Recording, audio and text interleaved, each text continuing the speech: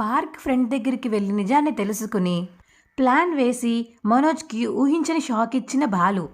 పక్షవాతం అంటూ నాటకం ఆడుతున్న మనోజ్, ప్రభావతికి లెఫ్ట్ అండ్ రైట్ ఇచ్చిన మీనా. అసలు ఇదంతా ఎలా జరిగింది, ఎలా జరగబోతుంది తెలుసుకుందాం అనుకుంటే ఇప్పుడే మా ఛానల్ లైక్ చేసి తప్పకుండా మా ఛానల్ సబ్స్క్రైబ్ చేసుకోండి. ఇక బాలు మీనా రూమ్లోకి వెళ్ళిపోతారు. ఏంటండి మీ అన్నయ్య ఎన్నిసార్లు నిజం చెప్పిద్దామనుకున్నా మీ అన్న ఎలా మాట దాటేసి తప్పించుకుంటున్నాడు. ఇప్పుడేమో ఎవరో ఫ్రెండ్ డబ్బులు ఇచ్చారు, ఆ డబ్బులతోనే కట్టాను అని చెప్పేసి అంటున్నారు. ఇదేంటండి అని ఇక మీనా అడుగుతుంటే, వాడు అబద్ధాలు. అయినా మీనా 3 లక్షలు అప్పు తీసుకోవాల్సిన అవసరం ఉంది, కానీ 4 లక్షలు ఎందుకు అప్పు తీసుకుంటాడు? అది కూడా డీలర్కి కట్టాల్సింది 3 లక్షలే. ఇంకా 1 లక్ష ఎక్స్ట్రా తీసుకుని ఇంటికెందుకు తీసుకొస్తాడు మీనా? నువ్వు ఇది ఆలోచించావా అని బాలు అంటుంటే, అది నిజమే కదండి కదా, ఆ బంగారం అమ్మేస్తే 4 లక్షలు వచ్చుంటాయి. 3 లక్షలు తీసుకెళ్ళి డీలర్కి కట్టేసి 1 లక్ష రూపాయలు ఇంట్లో పెట్టాడు. అది తెలియక పార్లర్ అమ్మ నాకు తెలిసి 4 లక్షల రూపాయలు లాభం వచ్చిందని చూపించుంటుంది, లేదా తెలిసే చూపించుండొచ్చు, చెప్పలేము. మొగుడు పిల్లలు ఇద్దరు ఏ నాటకాలు ఆడుతున్నారో ఏంటో ఎవరికి తెలుసు అని బాలు అంటుంటే, మరి ఇది ఎలా బయటపడతారండి? చెప్తాను. నేను ఇంకో పార్క్ ఫ్రెండ్ దగ్గర డబ్బులు తీసుకున్నాడని చెప్పేసి అన్నాడు కదా, అతని దగ్గరికి వెళ్ళి నిజం రాబడతాను అని ఇంకా బాలు అంటుంటే, అవునా, అతని దగ్గరికి వెళ్తే మిమ్మల్ని గుర్తుపట్టి మనోజ్కి చెప్తాడేమో అని మీనా అంటుంటే, నన్ను గుర్తుపట్టే ఛాన్సే లేదు మీనా. నేను ఒకసారి తనని చూశాను కానీ తను నన్ను ఎప్పుడు చూడలేదు, నాతో మాట్లాడలేదు. తను నన్ను గుర్తుపట్టడలే అని ఇక బాలు చెప్పేసి ఇక బయలుదేరతాడు బయటికి. ఏరా ఎక్కడికి వెళ్తున్నావని సత్యం అడుగుతుంటే, చిన్న ట్రిప్ వచ్చిందన్న, ట్రిప్కి వెళ్ళి వచ్చేస్తాను అని ఇక బాలు అంటాడు. రేయ్, ఈ జరిగిన ఏమీ మనసులో పెట్టుకోకరా. నిన్ను మీనాని నేనేం అనుమానించలేదు.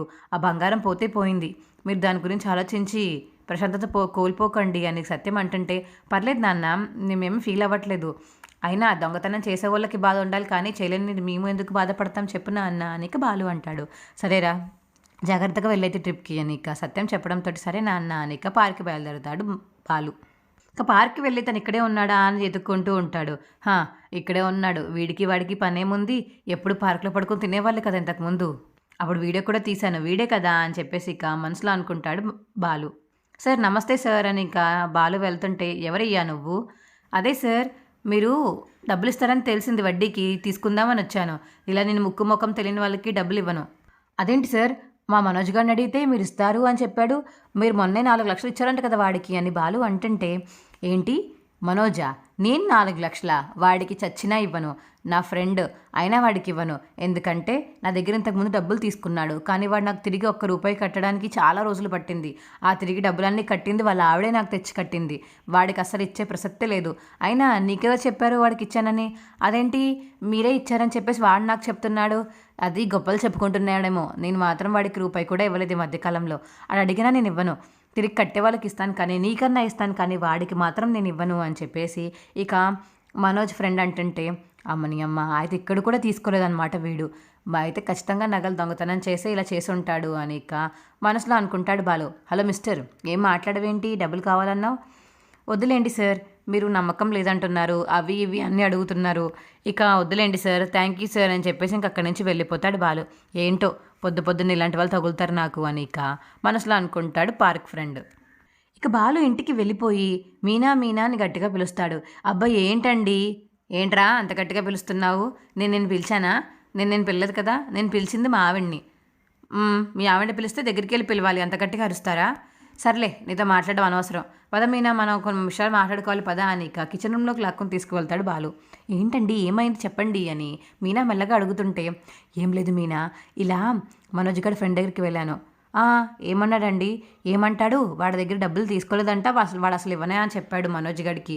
ఒకసారి డబ్బులు తీసుకుంటే తిరిగి కట్టడానికి చాలా టైం తీసుకున్నాడంట, పార్లర్ అమ్మ వెళ్ళి కట్టిందంట, అందుకని చెప్పేసి ఇవ్వలేదని చెప్పేసి అన్నాడని ఇక అక్కడ ఏం జరిగిందో మొత్తం మీనాకు చెప్తాడు ఇక బాలు.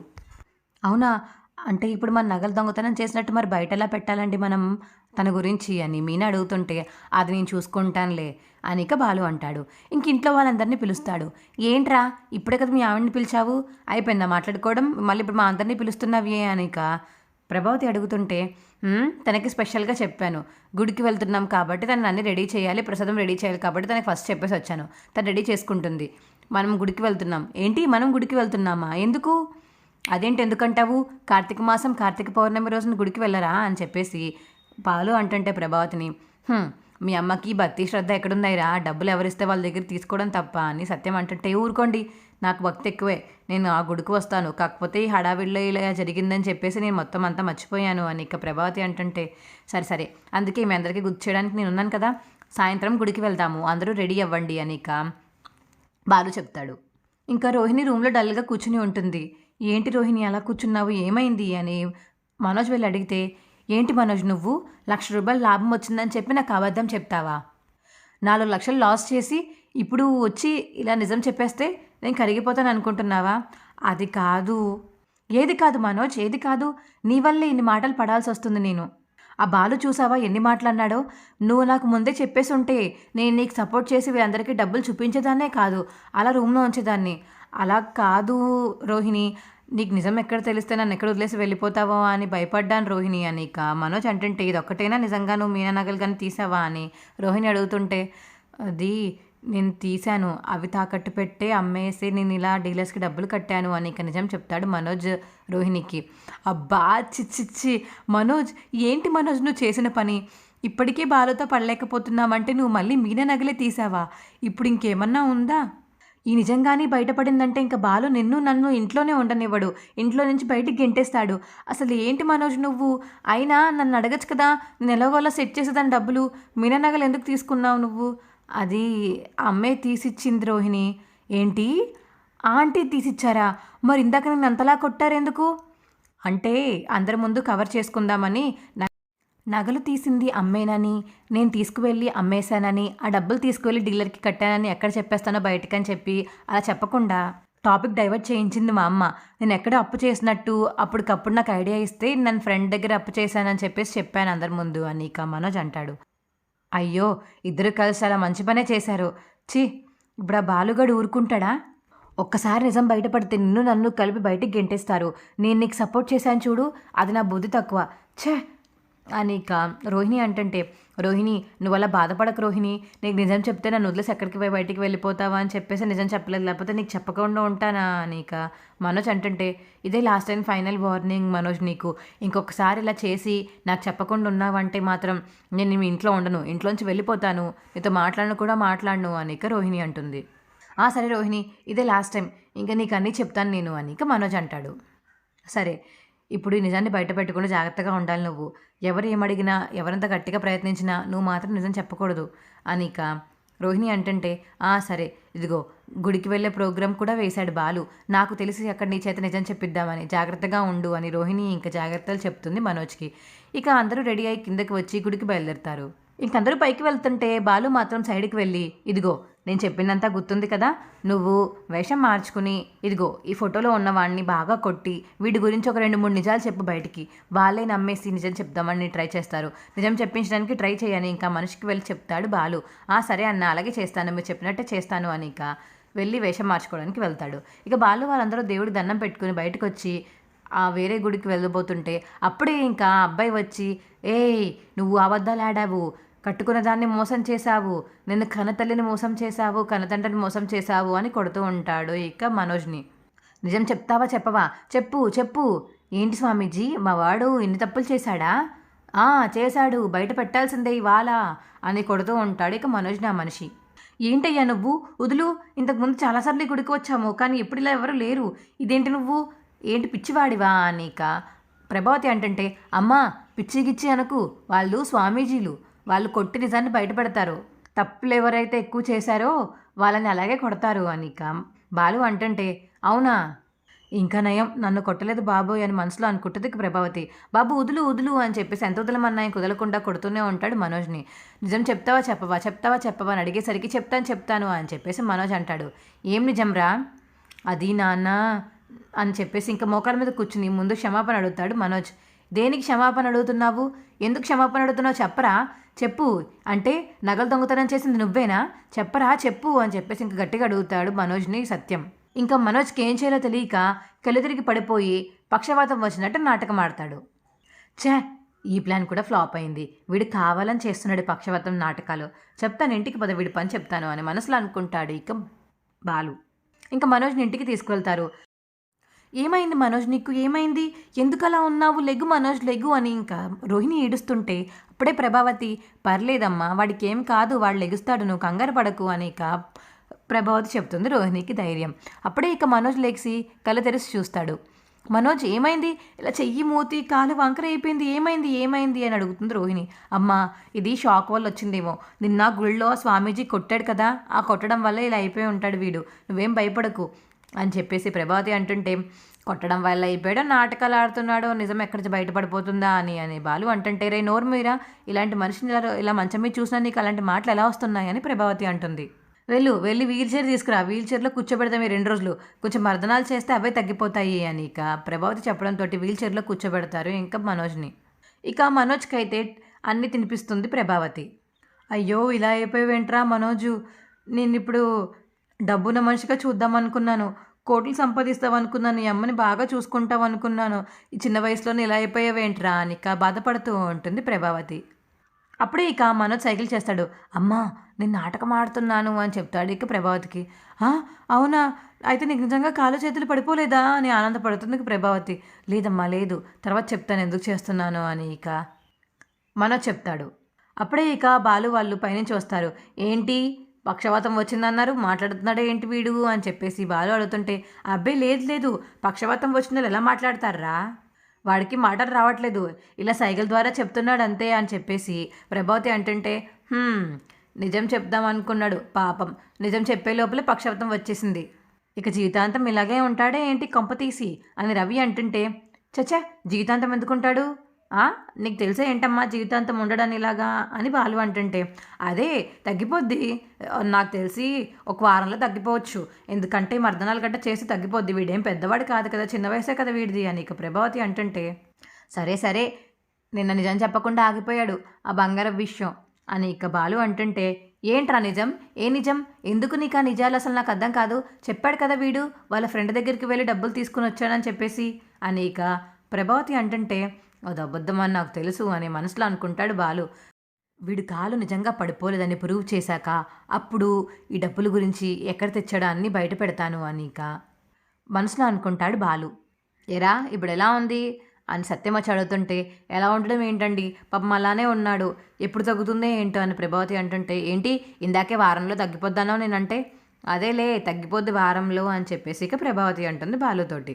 అందుకే తప్పులేం చేయకూడదు, తప్పులు చేసి వంకర వేషాలు వేస్తే ఇగో ఇలాగే చేతులు కాళ్ళు పడిపోతాయి అని సత్యం అంటుంటే, వాడేం తప్పు చేశాడండి, డీలర్స్కి తీసుకెళ్ళి డబ్బులు కట్టాడు, అప్పు చేసిన డబ్బులు అంతే కదా, దానికి ఇలా చేతులు కాళ్ళు పడిపోతాయా అని చెప్పేసి ప్రభావతి అంటుంటే, అవునే వాడికి కాదు నీకు పడిపోవాల్సింది చేతులు కాళ్ళు, నువ్వే కదా వాడికన్నా ఎక్కువ తప్పులు చేసింది వాడితో చేయిస్తుంది, నీ వల్ల ఇలా తయారయ్యాడు వీడు, నాకు తెలిసి నీ సగం పాపాలన్నీ వీడికే తగిలుంటాయి అని చెప్పి సత్యం అంటుండే, ఏవండి ఏంటండి నేను ఏదో పెద్ద పాపాలు చేసినట్టు మాట్లాడుతున్నారు, నువ్వు అన్నీ అవే చేస్తావే ఎప్పుడు చూసినాని, ఏనాడన్నా సరే నిజం చెప్పావా, ఏనాడు నిజం సరిగ్గా చెప్పవు, నువ్వు అన్ని నాటకాలే ఆడతావు, దొంగ బుద్ధి దొంగ వేషాలు అవే వీడికి వచ్చాయి, ఇప్పుడు చూడు వీడు పాపం వీల్చైర్లో పడాల్సిన పరిస్థితి వచ్చింది, నీ వల్ల కాదా ఇది, నీ కారణం కాదా ఇది అని చెప్పేసి ఇక సత్యం అంటుంటే ఇంక అలా ఉండిపోతుంది ప్రభావతి. మీనా మనోజ్ కాళ్ళకి నూనె తీసుకురా మద్దం చేయి అని చెప్పేసి మీనాని నూనె తెమ్మని మద్దం చేయమంటుంటే ప్రభావతి, ఏంటత్తయ్య మీకు ఎలా కనిపిస్తున్నాను నేను, వాళ్ళ ఆవిడ లేదా, వాళ్ళ ఆవిడ చేసుకోవడం మానేసి నన్ను చేయమంటారేంటైనా, మీకు బుద్ధి ఉందా బుద్ధి లేదా, మీ ఆయనకి ఇప్పుడు వేరే ఆవిడ వచ్చి మర్దన చేస్తే మీకు ఎలా ఉంటుంది, ఇప్పుడు నేను ఎలా చేయగలుగుతాను అనుకుంటున్నారు తనకి అని చెప్పేసి మీనా అంటుంటే, ఏదో పొరపాటున అన్నానులే ఎందుకలా రెచ్చిపోతావు, నీ హద్దుల్లో నువ్వు ఉండు అనిక ప్రభావతి అంటుంటే, నా హద్దుల్లో ఇప్పుడు నేను ఉంటాను, మీరు ముందు మీ హద్దుల్లో ఉండండి, మీ కోడలు ఉంటే మీ పెద్ద కోడలికి చెప్పుకోండి ఇలాంటి పనులు ఏమన్నా ఉంటే, ఇంకొకసారి నన్ను మనోజ్ విషయంలో కానీ జోక్యం చేసుకోమని చెప్పారంటే మర్యాదగా ఉండదు మీకు అని కోపంతో చెప్పేసి ఇక లోపలికి వెళ్ళిపోతుంది మీనా. నేనేమన్నానని ఇలా రియాక్ట్ అయింది ఇది అని ప్రభావతి అంటుంటే, అవరా వేరే వాళ్ళ మొగుడికి వేరే వాళ్ళ పిల్లల్ని కాళ్ళకు మసాజ్ చేయమంటే అసలు ఎలా చేస్తుంది అనుకున్నావు, నువ్వు అసలు మాట్లాడే మాటలు ఇవేనా అని ఇక బాలు అంటుంటే, రే నేను ఏదో కావాలనలేదురా, ఏదో ధ్యాసలో ఉండాలా అన్నాను అంతే అని చెప్పేసి ప్రభావతి అంటుంది. అయినా బావగారే కదా, బావగారికి సేవలు చేస్తే ఏమైంది అని ప్రభావతి అంటుంటే, ఎవడు ఈడు బావగారా, వీడి బుద్ధులు వీడి ఆశాలు, వీడిని చూసి వీడికి ఎవరన్నా గౌరవం ఇస్తారా, ఒక ఉద్యోగం లేదు సద్యోగం లేదు, పెట్టాడు షోరూమ్, లాసుల్లో పెట్టుకుని 4 లక్షలు మింగాడు, ఇంకెన్ని మింగుతాడో ఏంటో ఆ షోరూమ్ వల్ల అని చెప్పేసి బాలు అంటుంటే, రే మళ్ళీ నువ్వు ఆ షోరూమ్ జోలికి వెళ్ళకు అని ప్రభావతి అంటుంటే, మరికి ఎక్కడికి వెళ్ళమంటావు చెప్పు, వీడేమన్నా మంచి పనులు చేస్తున్నాడా, అన్నీ నా పిచ్చి పిచ్చి పనులే చేశాడు. ఆ బంగారం విషయం కూడా నాకు తెలిసి వీడే చేసుంటాడు. అది అడిగేసరికి పక్షవాతం వచ్చినట్టు నాటకం ఆడుతున్నాడు కదా అని బాలు అంటుంటే, నాటకం ఏంటో నాటకం, చూసావు కదరా పాపం చెయ్యి కాలు పడిపోయినాయి అని చెప్పేసి ప్రభావతి అంటుంటే, అలాగే మీరు ఎన్ని రోజులు నాటకాలు ఆడతారో నాటకాలు ఆడండి, నిజం తెలిసాక అప్పుడు మీరే లెవెల్లోకి వస్తారు అని చెప్పేసి ఇక బాలు అంటుంటే, అమ్మో వీడికి అప్పుడు నిజం తెలిసిపోయేలా ఉంది, జాగ్రత్త పడాలి అని మనసులో అనుకుంటుంది ఇక ప్రభావతి. వీడు ఇప్పుడు ఇలాగే వాగుతాడు, పదరా మనోజ్ ఇక్కడి నుంచి వెళ్ళిపోదాము అని చెప్పేసి ఇక మనోజ్ని ఓ పక్కకు తీసుకువెళ్తుంది ఇక ప్రభావతి. ఆడండి, ఎన్ని రోజులు నాటకాలు ఆడతాడో ఆడండి, నేను చెప్తాను. ఆగో పార్క్ ఫ్రెండ్ ద్వారా మీరు డబ్బులు తీసుకోలేదని చెప్పేసి నా దగ్గర రికార్డు ఉంది, ఆ రికార్డు నాన్నకు వినిపిస్తే మీ సంగతి అయిపోయినట్టే అని చెప్పేసి ఇక మనసులో అనుకుంటాడు బాలు. మనోజ్ ఏంటి మనోజ్ నీ కాలు చేతులు అయిపోయాయి అని చెప్పేసి ఇక రోహిణి బాధపడుతుంటే, రోహిణి నువ్వేం బాధపడగు, నేను నాటకం ఆడుతున్నాను, ఇదంతా నిజం కాదు అని చెప్పేసి మనోజ్ అంటుంటే, అవునా నిజమా, మరి ముందే ఎందుకు చెప్పలేదు మనోజ్, నాకు నా చేత ఎంత బాధపడేలా చేసావేంటి మనోజ్ నువ్వు అని రోహిణి అంటుంటే, ఏం చేయను, నేను గుడి నుంచి తీసుకొచ్చినప్పటి నుంచి నా చుట్టూరా ఎవరొకరు ఉంటానే ఉన్నారు, ఇందాకే అమ్మకి చెప్పాను, ఇప్పుడు ఎవరు లేరు కాబట్టి నీకు చెప్తున్నాను, నేను ఆ కాళ్ళు చేతులు బాగానే ఉన్నాయి. అవునా మరి ఎందుకు నాటకం ఆడావు, ఆల్రెడీ చెప్పాను కదా రోహిణి నీకు నగలు దొంగతనం చేసింది నేనేనని, అది కానీ ఇప్పుడు నిన్న గుళ్ళో కానీ అడిగినప్పుడు బయట పెట్టేసి ఉంటే నన్ను ఇంట్లోంచి బయటికి గెంటేద్దును మా నాన్న, కానీ అలా పక్షపాతం వచ్చినట్టు నాటకం ఆడాను కాబట్టే ఇవాళ ఇంట్లో ఉన్నాను. అవును అది నిజమే మనోజ్, మరి రేపొద్దున మళ్ళీ అడిగినప్పుడు మళ్ళీ నీకు పక్షవాతం వచ్చినట్టు ఎన్ని రోజులు యాక్ట్ చేస్తావు, నీ కాలు సెట్ అయిపోయాక మళ్ళీ అడిగితే అప్పుడు ఏం చేస్తావు అని చెప్పేసి ఇక రోహిణి అంటే, ఈ లోపల ఎలాగన్నా సరే ఆ నగలు తెచ్చిచ్చేయాలి రోహిణి అని మనోజ్ అంటాడు. అంత డబ్బులు పెట్టి ఎక్కడ కొంటావు, ఇప్పుడు బంగారం రేట్లు ఏమన్నా తక్కువ ఉన్నాయా చెప్పు మనోజ్ అని చెప్పేసి రోహిణి అంటుంటే, ఏదో ఒకటి ట్రై చేద్దాంలే, అయినా మొన్న గుళ్ళో ఆ స్వామీజీ అడిగాడు, మా నాన్న ఏం అనలేదు కదా, ఆ స్వామీజీ చెప్పడం వల్ల మా నాన్న అడగాల్సి వచ్చింది, అదే ఇప్పుడు ఇంట్లో ఇంకెవరు ఆ టాపిక్ స్టార్ట్ చేయరు, ఆల్రెడీ నేను డబ్బులు తీసుకుంది మా ఫ్రెండ్ దగ్గర అని చెప్పి అబద్ధం చెప్పాను కదా, పర్లేదు ఇంకెవరు ఆ డబ్బుల గురించి అడగరు అని మనోజ్ అంటుంటే, అది నిజమేలే, సరే నువ్వు ఎందుకన్నా మంచిది, జాగ్రత్తగా ఉండు, బాలు ఎలాగైనా నిన్ను నమ్మడు, నీకు పక్షపాతం వచ్చిందంటే అసలు నమ్మడు.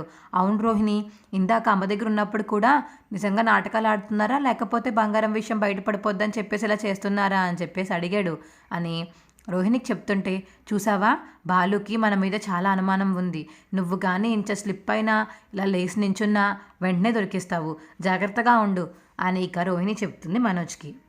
సరే రోహిణి జాగ్రత్తగానే ఉంటాను, నువ్వు కూడా జాగ్రత్తగా ఉండు, ఈ నిజం నీకు చెప్పాను కాబట్టి నువ్వెవరి దగ్గర లీక్ చేయకు అని చెప్పేసి మనోజ్ చెప్తాడు రోహిణికి. మీనా ఒకసారి ఇలా రా అని చెప్పేసి ఇక బాలు మీనాని రూమ్లోకి పిలిస్తే, ఏంటండి ఏమైంది అని మీనా అడుగుతుంది. ఏమైందా, చూసావా వాడు పక్షాతం వచ్చినట్టు నాటకాలు ఆడుతున్నాడు, ఇప్పుడు కానీ వాడి మీద నేను మళ్ళీ నిందలు వేశాను అనుకో, మళ్ళీ పక్షవాతం వచ్చిన వాడి మీద ఏంట్రా నీ పని, నువ్వేంట్రా అని చెప్పేసి కావాలని నన్ను ఇప్పుడు తిడతారు, నిన్ను ఎలా బయట పెట్టాలి, నాకు కోపం వచ్చేస్తుంది అని ఇక బాలు అంటుంటే, కోపం ఎందుకండి, ఎన్ని రోజులను వీల్ చైర్లో కూర్చుంటాడు, షోరూమ్కి వెళ్లకుండా ఎన్ని రోజులని ఉంటాడు, తనే ఉంటాడు, అప్పుడు తెలుస్తుంది తనే బయటపడతాడు అని చెప్పేసి అప్పుడు మీనా అంటుంటే, వాడు బయటపడాలని నేను కూడా కోరుకుంటున్నాను, చెప్తాను వాడిని ఎలాగైనా సరే వీల్ చైర్లోంచి లేపుతాను, అప్పుడు అందరి ముందు వాడి నిజస్వరూపాన్ని బయటపడతాను అని ఇక బాలు అంటుంటే, ఆ పని చెయ్యండి, తనని వీల్ చైర్లోంచి ఎలా బయటికి తీసుకురావాలో చూడండి అని చెప్పేసి మీనా అంటుంటే, అదే చేస్తాను, ఏదో ఒక ప్లాన్ వేద్దాము అని చెప్పేసి ఇక బాలు అంటాడు. సరేనండి నాకు కిచెన్ రూమ్లో పని ఉంది నేను వెళ్తాను అని ఇక వెళ్ళి కిచెన్ వంట చేస్తూ ఉంటుంది మీనా. అప్పుడే ఇక ప్రభావతి కిచెన్ రూమ్లోకి వచ్చి, ఏంటి ఏం చేస్తున్నావేంటి వంట, కాకరకాయ చేస్తున్నాను, మీకు కావాలా, చేదుగా ఉంటుంది అని మీనా అంటుంటే, వాడికి ఒంట్లో బాగాలేదు కదా, కొంచెం వాడికి హెల్త్కి సెట్ అయ్యేవి ఏమైనా చెయ్యి అని చెప్పి ప్రభావతి అంటుంటే, తనకు ఒంట్లోకి బాగోకపోతే రోహిణిని వచ్చి వంట చేసుకోమని చెప్పండి, నేను మాత్రం తనకు చేయను అని మీనా అంటుంటే, ఏంటి ఒంట్లో బాగాలేని మనిషికి అలా చెప్తున్నావు సమాధానం నువ్వు అని ప్రభావతి అంటుంటే, ఒంట్లో బాగాలేదు కాబట్టి ఆ మనిషిని మీరే చూసుకున్నారు కాబట్టి మీరో లేకపోతే వాళ్ళ ఆవిడని వచ్చి వండుకోమని చెప్పండి, ఎంతమందికి వండి పెడతాను నేను మా వాళ్ళకి మాత్రం వండి పెడతాను, నచ్చితే తినండి లేకపోతే మానేయండి, మీకు కావాలితే వచ్చి వండుకోండి, కిచెన్ రూమ్లో అన్ని సామాన్లు ఉన్నాయి అని చెప్పేసి మీనా అంటుంటే, నీకు బాగా ఎక్కువైంది, నాకు ఎక్కువైందో మీ కొడుకు ఎక్కువైందో చూసుకోండి, నిజంగా పాపం పక్షవాతం వచ్చిందో లేకపోతే బంగారం విషయం ఎక్కడ తెలిసిపోద్దా అని నాటకాలు ఆడుతున్నారో ఎవరికి తెలుసు అని చెప్పేసి మీనా అంటుంటే, నువ్వేంటి బాలుగాళ్ళ మాట్లాడుతున్నావు, అదేంటండి బాలుగారి అలా మాట్లాడాలా, నేను మాట్లాడకూడదా,